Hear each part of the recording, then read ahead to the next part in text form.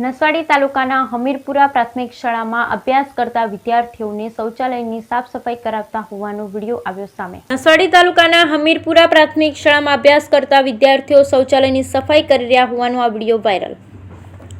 અવારનવાર આવી ઘટનાઓ સામે આવતી હોવા છતાંય શિક્ષણ વિભાગ શિક્ષકોને નોટિસ આપી ખુલાસા લઈ ભીનું સંકેલી રહ્યું છે। આદિવાસી બાળકો અભ્યાસ કરવા આવે કે શૌચાલય સફાઈ કરવા મોટો પ્રશ્ન। આ વિડીયો જાગૃત નાગરિકે વાયરલ કર્યો હોવાનું અનુમાન છે।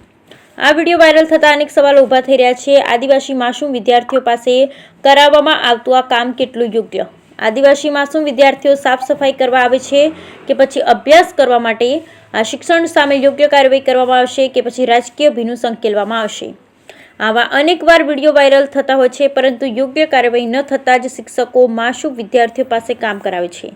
આ સાફ સફાઈ કરાવતા શિક્ષકો સામે યોગ્ય કાર્યવાહી કરવામાં આવે તેવી લોકમાંગ ઉઠી છે।